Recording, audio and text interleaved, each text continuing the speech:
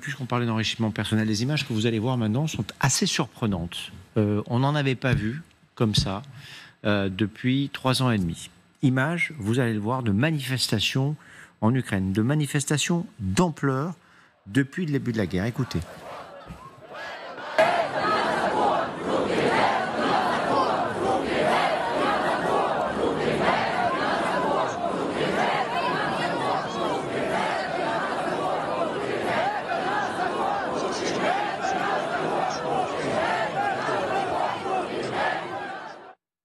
On ne peut pas voir ces images et ne pas penser à ce qui s'est passé dans ce pays au début des années 2000 et à la volonté de ce peuple de se rapprocher de l'Europe. Voilà ce qui s'est passé. Ils sont descendus dans la rue, ces Ukrainiens, parce qu'une loi a été promulguée par Volodymyr Zelensky, une loi qui prive le Bureau national anticorruption et le parquet spécialisé dans la lutte anticorruption de leur indépendance. Ça fait 3 ans et demi, bientôt que cette guerre a commencé, ça fait 3 ans et demi. C'est un fait que Volodymyr Zelensky a pris le parti de se battre contre la corruption dans son pays, en tout cas en grande partie. Alors, on est loin d'avoir un pays complètement épargné par la corruption, mais de très nombreux efforts ont été faits en la matière pour une simple et bonne raison, c'est que ça permettrait à l'Ukraine d'entrer dans l'Europe. Voilà. Ça, c'est indispensable pour Volodymyr Zelensky, non seulement d'entrer dans l'Europe, mais aussi de pouvoir bénéficier du soutien européen. Qu'est-ce qui a pu lui passer par la tête? C'est la question que je vous pose ce soir. Qu'est-ce qui peut expliquer que ce président, qui depuis 3 ans et demi se bat pour faire baisser la corruption dans son pays, fasse passer une telle loi, la promulgue et se retrouve donc, vous le voyez, en grande partie face à cette jeunesse? Oui, et cette jeunesse et cette société civile, c'est exactement ce que veut abattre la Fédération de Russie en attaquant l'Ukraine.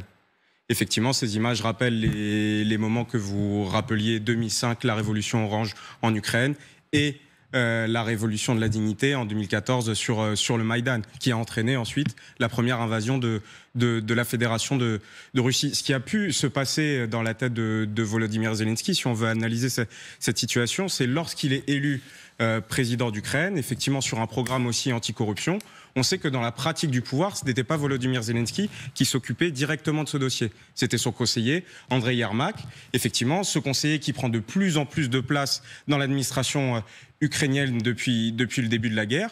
Et il se peut qu'effectivement, avec des luttes intestines à la fois des services de renseignement et également des militaires, que l'administration ukrainienne ait cédé à ces demandes. Parce que ce qu'on a vu aussi ces derniers jours, c'est qu'une partie des interventions des services secrets ukrainiens était dirigée contre ces bureaux anticorruption, où ils jugeaient qu'il y avait des agents russes potentiellement. Il y a un agent jugé de collaboration avec le FSB qui a été arrêté par les services. C'est peut-être ça l'explication, mais on voit que Volodymyr Zelensky, face à ces images, face à ces pressions qui ne sont pas uniquement à Kiev, qui sont à Lviv, qui sont à Odessa, qui peuvent être dans beaucoup d'autres villes d'Ukraine, on voit que Volodymyr Zelensky rétropédale et veut présenter une nouvelle loi montrant les efforts de l'Ukraine pour lutter contre la corruption. On va l'écouter justement, Volodymyr Zelensky, on revient sur ce sujet juste après. Je vais proposer à notre Parlement une loi qui permettra une réponse à tout ce qu'il se passe et qui donnera plus de pouvoir à notre système judiciaire. Il n'y aura aucune influence russe ou interférence venue d'une autre institution étatique. Tous les standards nécessaires à la création d'une institution anticorruption seront mis en place.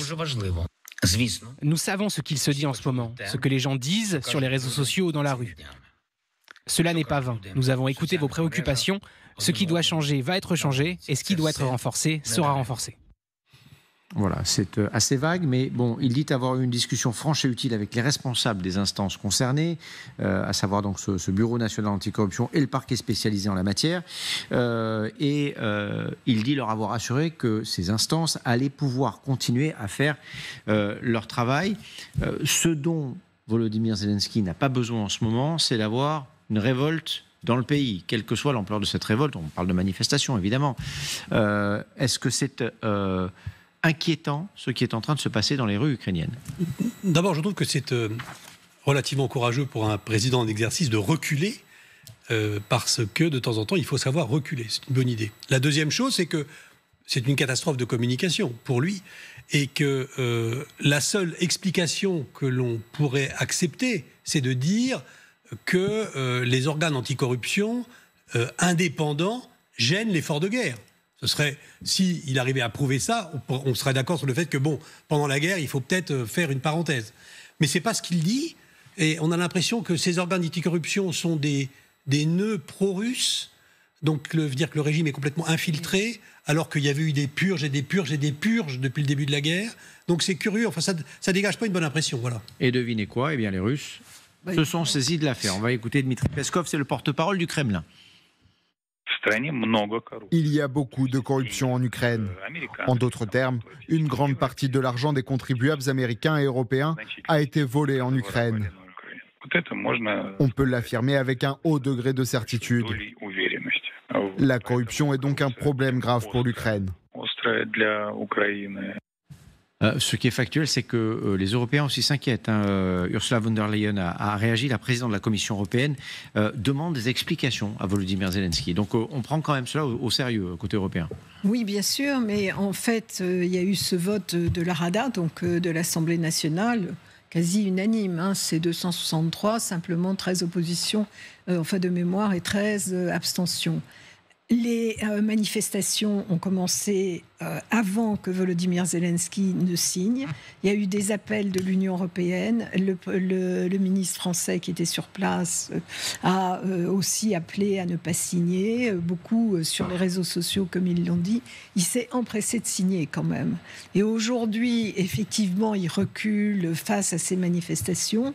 Il comprend peut-être que ce n'est pas dans l'intérêt de l'Ukraine d'avoir cette image-là et de donner l'impression de ne pas vouloir que les institutions, le parquet et je ne sais plus comment ça s'appelle, le Bureau national de lutte contre la corruption ne s'occupent des affaires de corruption de proches de Volodymyr Zelensky. Donc l'impression effectivement est catastrophique. Bien évidemment, les Russes s'en emparent. Non pas qu'ils ne soient pas corrompus eux-mêmes, mais eux ne demandent pas à entrer dans l'Union européenne. Donc ça se pose de manière différente, et voir des manifestations en pleine guerre. Mais ce sont effectivement des jeunes. Et moi, je me souviens, parce que j'étais à Kiev, puisque j'ai été médiatrice de l'OSCE sur la mise en œuvre des accords de Minsk, et on avait fait un séminaire fin janvier 2022, donc 3 semaines avant la guerre, et on avait vu tous ces gens, toutes ces associations et tout. Ils étaient très critiques à l'époque sur Volodymyr Zelensky. Il a trouvé cette popularité parce qu'il s'est transformé en chef d'État, en résistant extrêmement courageux, mais il lui reprochait beaucoup cela, c'est-à-dire effectivement de ne pas avoir sérieusement lutté contre la corruption et également d'avoir une justice qui n'était pas totalement indépendante. Et c'est les mêmes, c'est des jeunes qui aujourd'hui résistent à cela. Les Ukrainiens avaient manifesté leur soutien évidemment à Volodymyr Zelensky au début de l'invasion globale. Ce soutien s'était lentement érodé jusqu'à la fin de l'année dernière, jusqu'au début de cette année. Le passage de Volodymyr Zelensky dans le bureau ovale à la Maison-Blanche, pas dans le bureau ovale, mais à la Maison-Blanche avec Donald Trump et J.D. Vance lui avait permis de profiter d'un énorme regain de popularité. Est-ce qu'il y a... Pardon de vous poser cette question-là, ça peut être éloigné, mais un risque pour l'Europe que Volodymyr Zelensky soit lâché par son peuple. Est-ce que cette guerre peut devenir un peu plus difficile à vendre, par exemple, pour les opinions publiques ? On veut bien sauver ceux qui le méritent, mais si c'est des pourris, est-ce que ça change les choses ? Ce n'est pas ce que je dis, évidemment. Mais voilà, l'hypothèse, on a vu les Européens réagir et assez rapidement. C'est pour ça que je pose cette question. C'est un risque autant en Europe qu'aux États-Unis. C'est une question de corruption qui est une question c'est une accusation qu'on a longtemps utilisée pour parler de l'Ukraine.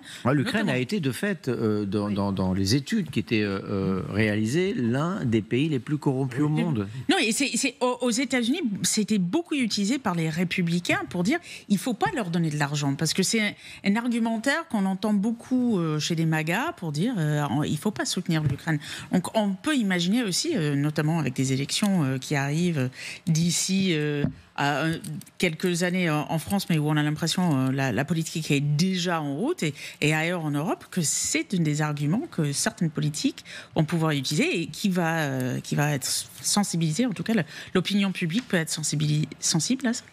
Mais franchement, pour un pays corrompu, le guérir de la corruption, c'est l'affaire de 30 ans. Enfin, on l'a vu avec d'autres pays en Europe. Gigantesque. C'est énorme, mais là je pense que... Sauf que là il y a une guerre et que les besoins sont différents et qu'on a vu de fait l'Ukraine s'adapter à une rapidité incroyable à cette nouvelle donne depuis 3 ans et demi. L'ampleur des changements est immense en Ukraine, dans la société civile, dans la société politique. Il y a eu un ménage. Alors encore une fois, tout n'est pas parfait, loin de là, mais il y a eu un ménage extrêmement important qui a été réalisé par Zelensky, ce qui est d'autant plus étonnant. C'est pour ça que c'est d'autant plus étonnant de devoir signer ou promulguer cette loi. C'est peut-être sa première grave erreur politique depuis le début de la guerre. En réalité, c'est à la limite s'il avait présenté, il dit voilà, il y a une influence russe dans les deux bureaux, le Nabu, le Zapo, enfin d'accord, peut-être. Dans ce cas-là, il présente, il décrit, il dit voilà, il y a des preuves, il dit voilà, on a tous les éléments que l'on a. Où il y a une critique aussi sur l'inefficacité de ces deux organismes. Bon, on présente les choses, mais là, il n'y a rien en fait. Et le dossier, il est très maigre. Donc, pour valider cette loi qui ne pouvait que susciter ce genre de réaction en réalité. En plus, je veux dire, en temps de guerre, autant la corruption, c'est un sujet très sensible en Ukraine. Vous avez raison de parler de la société civile qui est très dynamique, qui est très attentive à ça. Mais en temps de guerre, dire qu'il y a des gens qui profitent justement de la guerre pour détourner de l'argent, c'est encore plus sensible, c'est encore plus inadmissible. Et donc, je ne comprends pas très bien ce qui a pu passer dans la tête de Zelensky à cette occasion. Et puis, effectivement, l'image internationale, elle est désastreuse. Si vous donnez l'impression que vous ne voulez pas lutter contre la corruption, effectivement, tous les pays qui aident, qui soutiennent l'Ukraine, c'est dans les opinions publiques, c'est dire attendez, on donne des milliards à un pays. Alors justement, il semblerait ces dernières heures que Volodymyr Zelensky soit prêt à revenir en arrière d'une certaine manière ou d'une autre, en tout cas de rajouter un texte au texte pour assurer sa population que cette lutte contre la corruption allait se poursuivre. Mais vous parliez de l'Europe et des États-Unis en l'occurrence. Est-ce qu'on a, nous, notre mot à dire? Est-ce que c'est de la politique intérieure? Est-ce que c'est quelque chose qui nous concerne directement? Est-ce qu'on peut, nous, dicter aussi à l'Ukraine? Parce qu'on est allié d'une certaine manière dans cette guerre avec les Ukrainiens. Il y a un processus d'intégration à l'Union européenne qui a des critères très précis. Bien sûr, dans ce cadre-là, la Commission, l'Union européenne est tout à fait fondée non seulement à demander des explications, mais des corrections. Et puis dans la mesure où on fournit une aide à l'Ukraine, évidemment, les pays qui le font souhaitent qu'il n'y ait pas de corruption. D'ailleurs, les Américains surveillent déjà cela de près. Ce sera la même chose pour une adhésion à l'OTAN. J'imagine que les critères anticorruption doivent être extrêmement exigeants. Oui. Il faut préciser qu'effectivement tout ce qui est suivi de l'aide militaire, l'armement, etc., c'est quand même suivi de très près. Il n'y a pas de, c'est pas complètement impossible qu'il y ait des détournements d'armes, des choses comme ça, mais en particulier pour les équipements les plus importants, non, c'est pas possible. En revanche, oui, peut-être pour l'aide financière. Il faut bien comprendre que c'est nous qui finançons l'administration ukrainienne pratiquement, qui soldons, qui payons les fonctionnaires. Et parmi eux un certain nombre de corrompus quand même. Donc oui, bien sûr que ça pose question. Sur les réactions de l'Europe et des Européens sur la situation politique en Ukraine, il faut aussi différencier la réaction de l'Union européenne et de la Commission européenne des réactions des chancelleries européennes. Effectivement, c'est le rôle de la Commission et de l'Union européenne de réagir et de dire à un pays candidat à l'adhésion, effectivement, qu'il faut quand même respecter un certain nombre de principes sur lesquels les Ukrainiens se sont engagés pour rentrer dans l'Union européenne en termes de standards démocratiques et de lutte contre la corruption. Mais est-ce que c'est le rôle des chancelleries européennes de faire des remontrances et d'émettre certaines critiques directes à l'égard de Volodymyr Zelensky, comme l'a fait la chancellerie berlinoise? C'est beaucoup plus interrogeant. Si effectivement les Européens sont si attachés à la démocratie ukrainienne, le soutien militaire est vital. C'est beaucoup plus le soutien militaire à l'Ukraine que ces remontrances et ces rodomontades qui seront utiles pour la défense de la démocratie ukrainienne. Et il y a une certaine hypocrisie entre guillemets des Européens face à ce qui se passe politiquement à l'intérieur de l'Ukraine. C'est qu'on connaît aussi des pays à l'intérieur de l'Union européenne qui sont en régression sur leurs standards démocratiques et de lutte contre la corruption. On peut penser à des pays comme la Hongrie, comme la Slovaquie, comme la Bulgarie, comme la Roumanie et d'autres pays européens qui sont candidats à l'adhésion à l'Union européenne, comme la Serbie. Les reculades extrêmes du régime serbe sur ces standards démocratiques ne font pas l'objet d'autant de médiatisation ni de réaction des Européens. Oui, et ça, c'est très intriguant. C'est vrai, vous avez raison. Madame l'ambassadeur. L'inquiétude pour l'Union européenne, c'est d'intégrer un pays et de devoir importer cette corruption. Parce que les pays que vous évoquez, on sait très bien, enfin je ne parle pas de la Serbie qui n'est pas membre de l'Union européenne, mais on sait très bien qu'ils étaient corrompus et qu'ils ne respectaient pas les critères. L'Union européenne, à ce moment-là, s'est dit, c'est pas grave, on les accompagnera et on y mettra fin.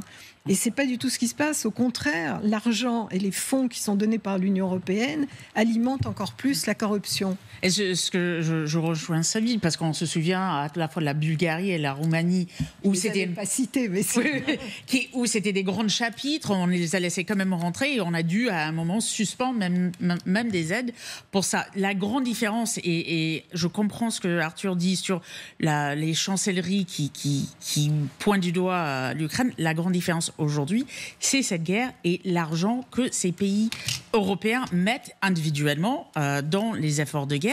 Et ce qu'il faut expliquer au peuple, je pense qu'il y a aussi une volonté de politique interne dans ces accusations, ou en tout cas dans ces inquiétudes, parce qu'à un moment, il faut aussi expliquer au peuple pourquoi on a dépensé autant, si le pays est corrompu, et où va notre argent, notamment parce qu'on a des budgets qui parfois posent problème, notamment en France, par exemple. Oui, et pendant la guerre du Vietnam, par exemple, l'argument consistant à attaquer le gouvernement du Sud-Vietnam d'une extrême corruption, ce qui était parfaitement vrai, a pesé lourd dans l'image de plus en plus dégradée qu'avait cette cause.